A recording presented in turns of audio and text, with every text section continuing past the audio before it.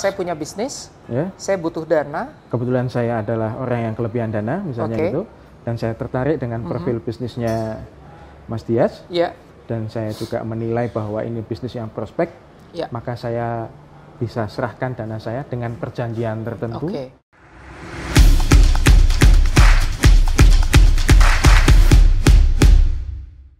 Assalamualaikum warahmatullahi wabarakatuh. Saya Dia Satria, saya founder dari Picnic Hub. Hari ini kita akan ketemu salah satu CEO dari Vertical Equity, Mas Rahmat Wibisono. Selamat siang, Mas Rahmat. Selamat siang, Mas Dias. Sudah vaksin belum, Mas? Sudah, kedua ya. Aku juga udah 2 kali. Oh ya, berarti Bismillah ya, kita boleh jaga jarak sama copot ini ya. Oke.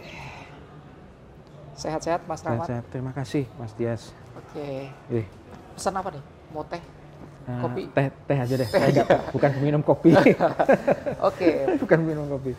Mas Rahmat ini salah satu dosen di Fakultas Ekonomi dan Bisnis Brawijaya. Kebetulan saya juga Ketua Program Internasional di Banking and Finance.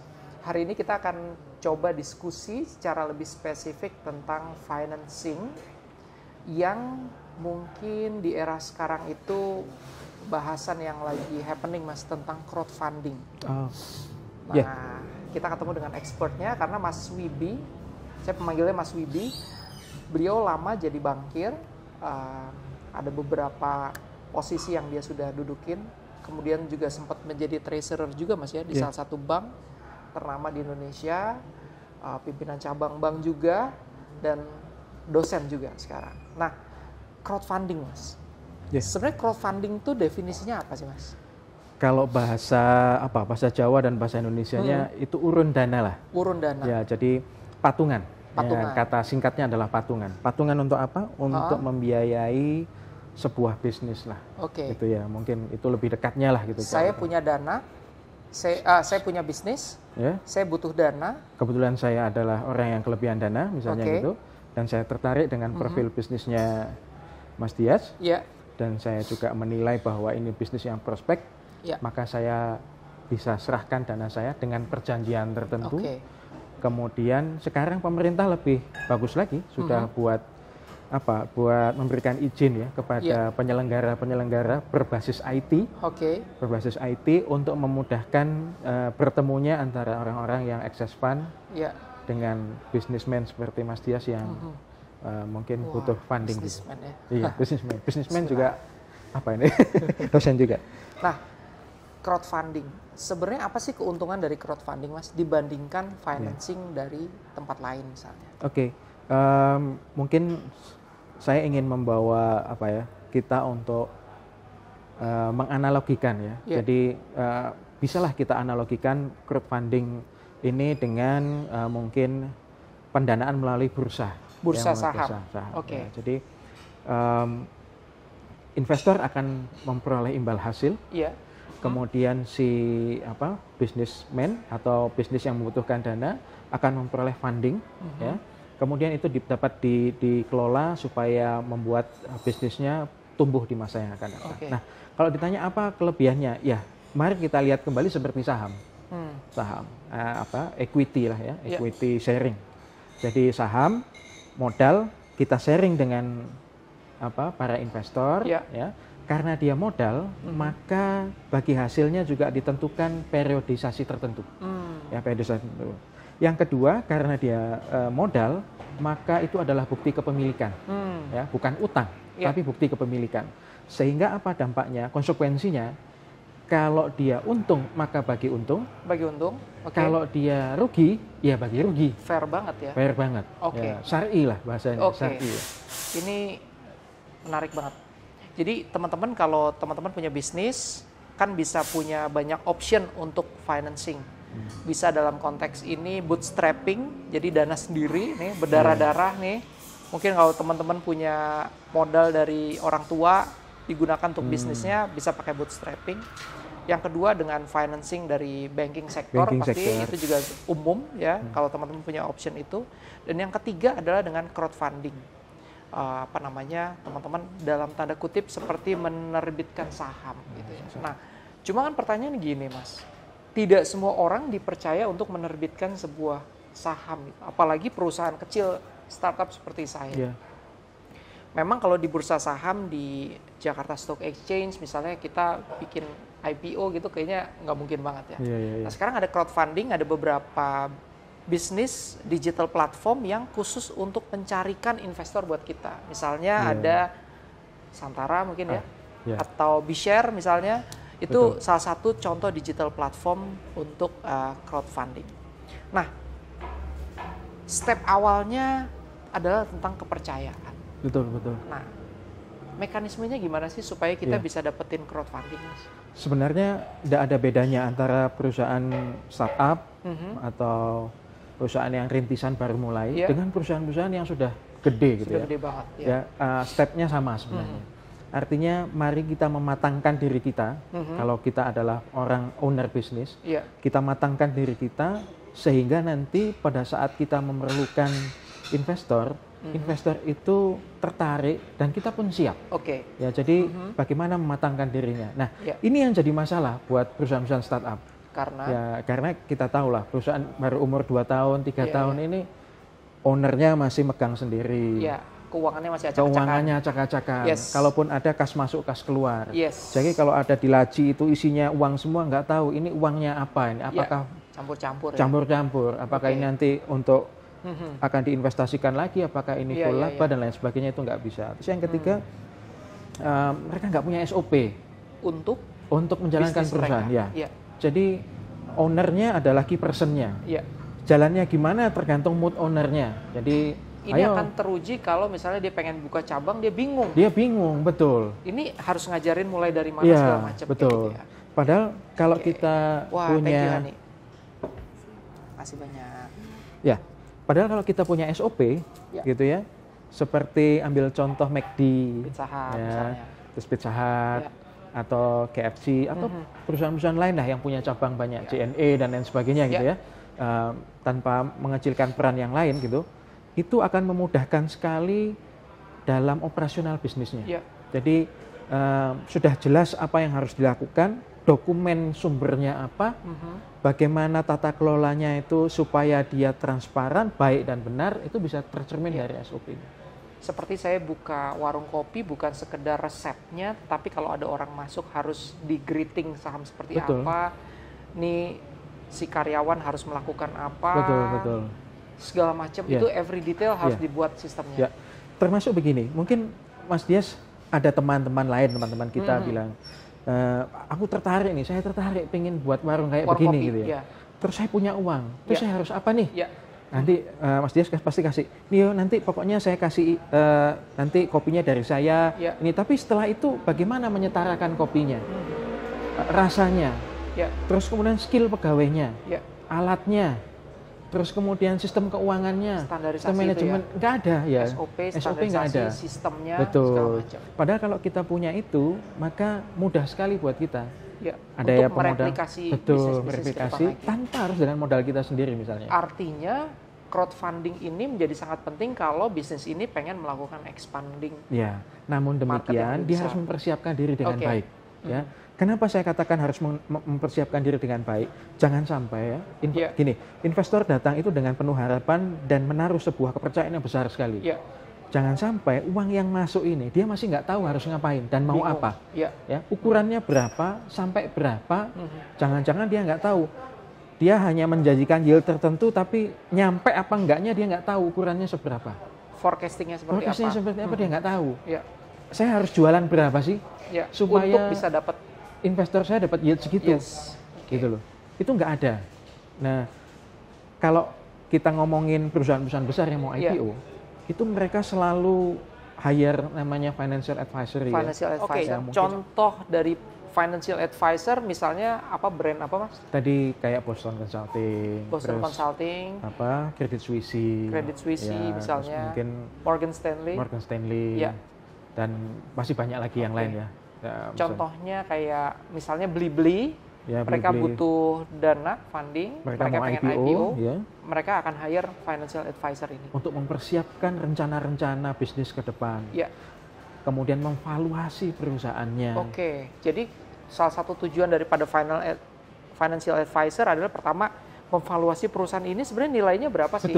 Itu nggak sekedar dari aku keluar modal 10M untuk bikin perusahaan ini, valuasinya 10M enggak ya Mas? Ya, jadi gini, kalau kita kan dosen ya, jadi Ya. semua harus berbasis kepada apa yang kita pelajari ya. Betul. Jadi kalau teori itu ada 3 cara memvaluasi bisnis.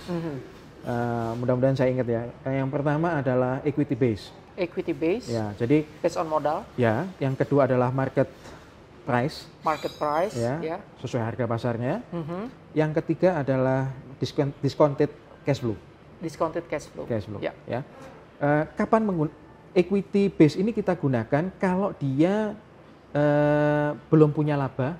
Biasanya pendekatan ini kita gunakan kalau dia perusahaannya belum laba. Ya. Kan banyak tuh sekarang kayak kemarin itu startup satunya Tokopedia nih.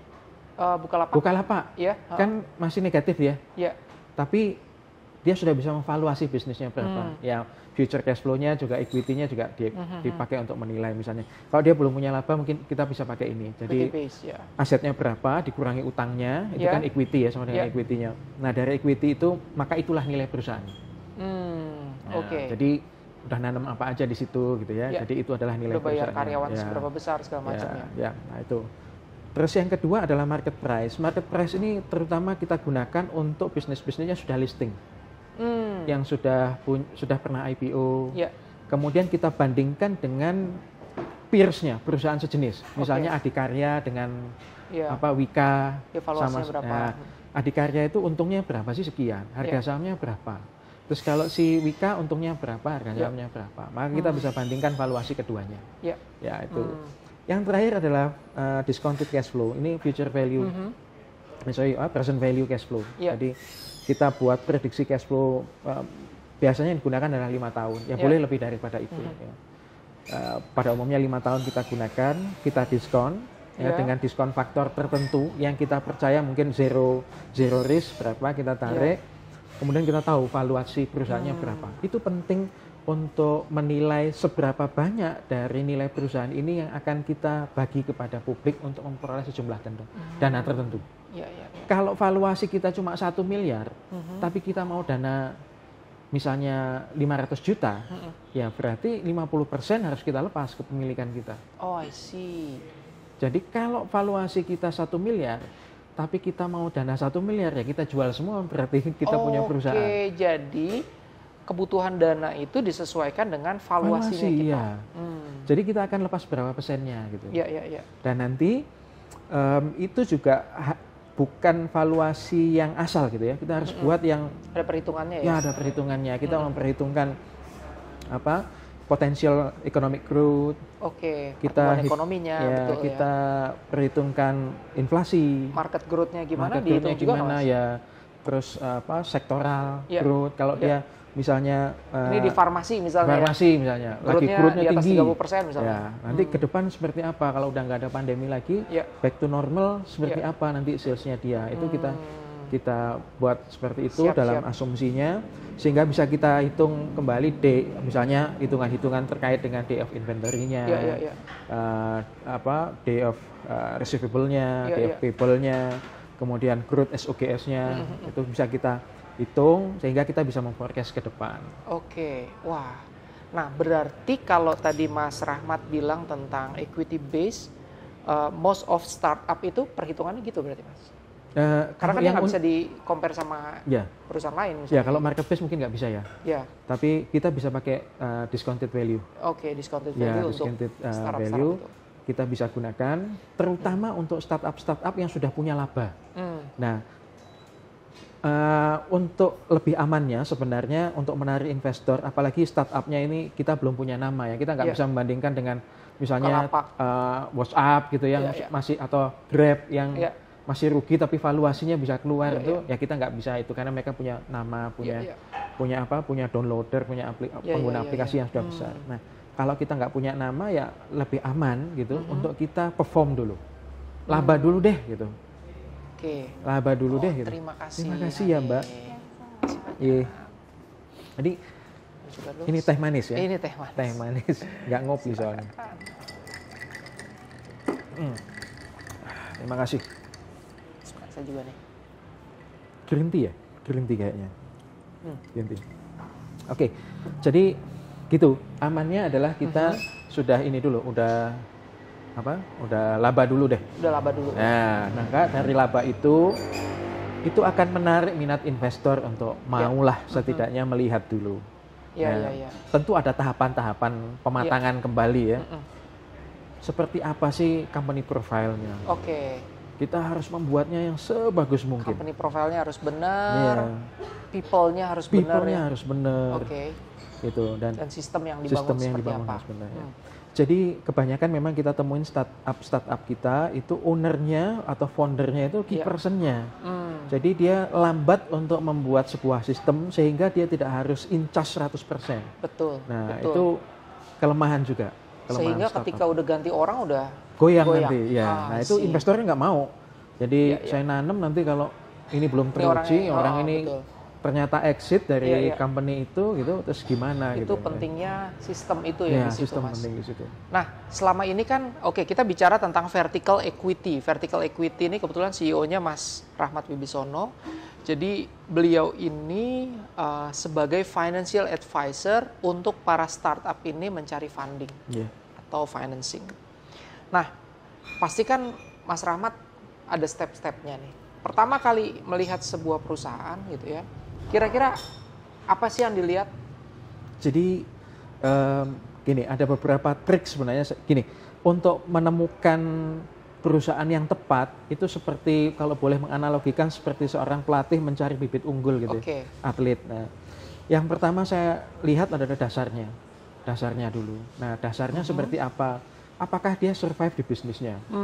Biasanya lebih dari 2 tahun kita butuh waktu untuk melihat apakah dia sudah survive di industrinya apa enggak. Konsisten apa enggak.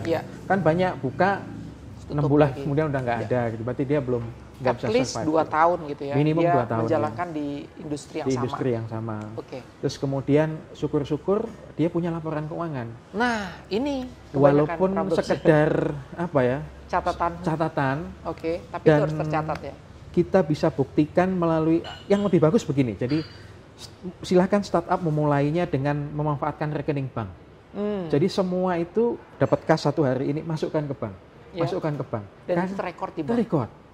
Jadi itu proven record gitu ya buat perusahaan ini bahwa ada cash flow berputar hariannya segitu. Ini very simple strategi kalau dia belum punya accountant gitu ya.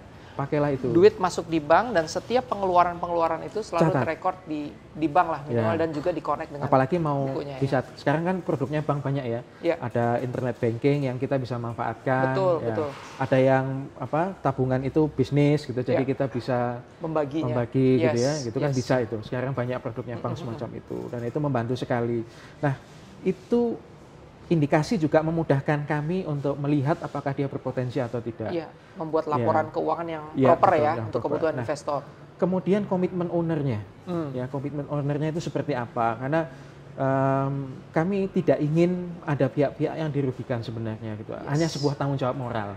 Ya, walaupun kami pun sebenarnya nggak ada urusan. Maksudnya yang penting kan sebagai advisor dapat duit, tapi tidak begitu ya. Ada beban, bukan beban moral, ada pesan-pesan yang ingin kita tanamkan. Bahwa berbisnis itu harus dengan baik gitu ya. Kita membangun sebuah reputasi jangka panjang. Jadi komitmen owner itu sangat penting gitu untuk kedepannya. Dan itu pengalaman Mas Rahmat di dunia perbankan sangat luar biasa ya. Perlukan banget di financial advisor ini untuk milih mana nih perusahaan-perusahaan yang memang visible untuk dijalankan dan menerima funding gitu ya. Karena mungkin ketika di bankir ada ratusan aplikasi dan kita harus seleksi ya. Harus seleksi dalam waktu yang cepat, intuisi yang cepat dan juga consideration yang tepat gitu misalnya. Jadi kami nggak ingin ada pihak-pihak yang nanti merasa berat. Walaupun dari issuer penerbit sahamnya, ketika funding datang dia nggak bisa mengelola dengan baik karena dia tidak siap, atau dari investor dia sudah berharap pertumbuhan bisnis tapi kemudian bisnisnya jatuh. Yield dijanjikan sekian tapi nggak achieve sampai situ ya. Walaupun semua itu masih forecast ya, tapi setidaknya itu harus direncanakan dengan detail gitu. Ada second opinion, kalau ini nggak tercapai harus apa nih supaya kita punya cash flow yang positif atau syukur-syukur bisa mencapai yang kita janjikan. Gitu. Di Malang nih Mas Wibi, itu kan banyak banget perusahaan-perusahaan yang skillnya itu adalah modalnya dia gitu ya. Jadi dia nggak ngitung kayak mobil, rumah, tapi skillnya dia itu bisa dihitung per hour. Nah itu kira-kira menghitung digital asetnya itu seperti apa ya Mas ya? Sebenarnya gini, alangkah baiknya saya akan melihat lebih baik kalau dia juga punya laporan keuangan sebenarnya. Jadi kan banyak perusahaan jasa juga banyak. Contohnya kalau dia perusahaan teknologi, downloadernya berapa, terus impact pasarnya berapa, terus apa? Misalnya apa pengguna aktifnya berapa gitu ya. Terus dari situ kita bisa kalau cash flow-nya kemudian terlihat dan labanya masih belum laba, tapi kita bisa lihat ini growth-nya per tahun rata-rata taruhlah 7%. Maka kita bisa tahu nih berapa lama dia akan mencapai cash flow positif misalnya begitu. Kemudian untuk mempercepat cash flow positif itu apa yang harus dilakukan? Mungkin lebih banyak iklan, kemudian memanfaatkan sosial media, diskon price dan lain sebagainya. Itu salah satu strategi lah untuk menarik ke depan potensial laba yang masih jauh ke depan itu kita tarik. Yang penting semua itu bisa direncanakan. Ya, yang penting akan lebih mudah kalau dia rapi dan sudah punya catatan lah. Dan apalagi dia menggunakan bank. Ya. Dan karena saya dan partner itu berlatar belakang bankir, jadi kami punya ukuran-ukuran yang menurut kami itu sudah terbukti dalam hari-hari dan ada kemungkinan meleset untuk melihat potensi sebuah bisnis, tapi di atas 60% kami bisa lihat dia punya potensi yang ada gitu. Nah, bagi kami sebenarnya ini ada keinginan kami untuk bersumbang juga kepada industri apalagi untuk startup. Ya beberapa klien itu nggak bayar di muka gitu. Karena kita tahu startup kan, boro-boro harus bayar, apalagi bayar Deloitte atau bayar Morgan Stanley jadi ntar aja di belakang. Ya. Artinya ketika funding ini datang baru bayar. Atau kalau kita lihat dia punya potensi, justru kami menawarkan, boleh nggak kami nggak dibayar uang, tapi dibayar saham saja. Kita adalah bagian dari perusahaan Anda. Anda bisa gunakan kami sebagai komisaris. Keahlian kami di bidang keuangan, bisa membantu Anda untuk tumbuh. Dan itu akan long term ngikutin bisnis ini berjalan gitu ya, tumbuh dan ekspansi. Sampai misalnya kami merasa bahwa kami mau exit, kami akan exit gitu. Istilahnya kami akan jual saham. Jual saham itu. Tentunya secara perhitungan kami tidak akan jual pada saat harganya di bawah pada saat perusahaan ini sudah bagus, kami akan keluar. Wah, ini menarik banget. Atau ada bahkan kemungkinan kita nggak akan keluar karena misalnya saya dan Mas Dias adalah teman dari kecil misalnya, kemudian kita bangun perusahaan ini bagus, dan kita klik gitu dan kita lihat potensinya di depan bagus, I'm not going to exit. Nah, ini menarik banget nih Mas Wibi. Jadi banyak options financing yang teman-teman bisa pelajarin. Tapi itu tuh tadi esensi awal ketika pengen membuka diri untuk financing, yang perlu diperbaiki adalah laporan keuangannya. Ini jadi salah satu consideration buat teman-teman untuk pilihan financing untuk bisnis startupnya teman-teman. Tapi tadi yang disampaikan juga oleh Mas Wibi, hal paling penting untuk mendasari financing dalam konteks crowdfunding, maka literasi keuangan dari bisnis teman-teman inilah yang harus diperbaiki. Jadi mulai dari awal pencatatannya harus lebih baik lagi. Nah ini jadi problemnya dan jadi perhatian lah buat para startup. Oke Mas, mungkin ada hal lain yang pengen disampaikan untuk para startup nih yang sekarang lagi lagi growth, misalnya mereka lagi pengen butuh financing dan lain-lain. Saya melihat potensinya luar biasa karena saya pernah bekerja di salah satu perusahaan keuangan terbesar di negara ini dan jumlah pertumbuhan bisnis itu terutama yang dalam kategori startup itu tumbuh sangat besar setiap tahunnya.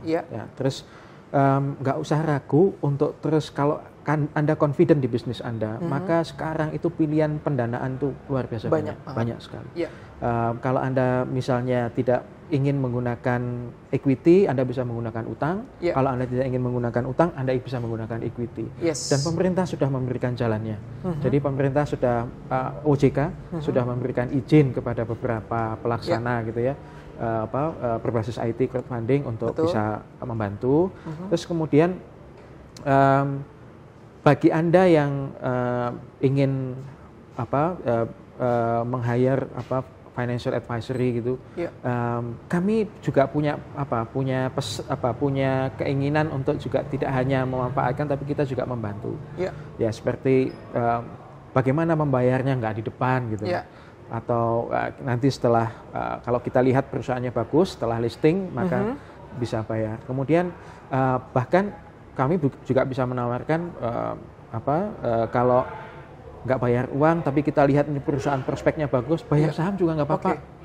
Saham juga nggak apa-apa, gitu ya. Jadi kami akan ada di situ. Kalau jumlahnya memang cukup signifikan, terus bisa memanfaatkan kami juga sebagai komisaris, membantu pengawasan jalannya perusahaan ini dari sisi yang skill kami yang kami punya. Itu mungkin startupnya ahli di bidang tertentu, operation dan lain sebagainya. Kami punya kompetensi di keuangan, kami bisa bantu bagaimana mendesain itu.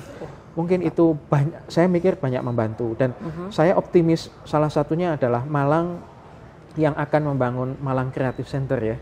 Malang Creative Center, dan di situ pasti akan berkumpul nanti anak-anak kreatif, orang-orang kreatif ya, yang akan membangun perusahaan atau sudah ada perusahaan yang kemudian kita bisa berkolaborasi di sana lewat tangan-tangan pemerintah kota yang mendesain tempatnya dan fasilitasnya.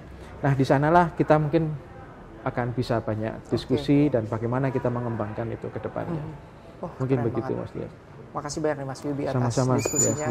Nah, teman-teman, jadi saya Mas Wibi itu senang banget kalau bisa nanti ke depan kita diskusi tentang keuangannya perusahaan teman-teman, startup. Karena kita nggak kepengen perusahaan ini kan cuma berhenti di sini aja, tapi kita pengen ekspansi lebih besar lagi. Nah, salah satu syaratnya adalah tadi yang disampaikan, literasi keuangannya harus benar, dan juga teman-teman harus bisa konsisten di industri ini dengan baik. Nah, mudah-mudahan diskusi kita bisa bermanfaat ya, Mas Wibi. Sama-sama, Mas Dias. Terima kasih Mas Wibi dari Vertical Equity. Sampai ketemu lagi Mas Wibi. Sukses. Assalamualaikum warahmatullahi wabarakatuh. Waalaikumsalam warahmatullahi wabarakatuh.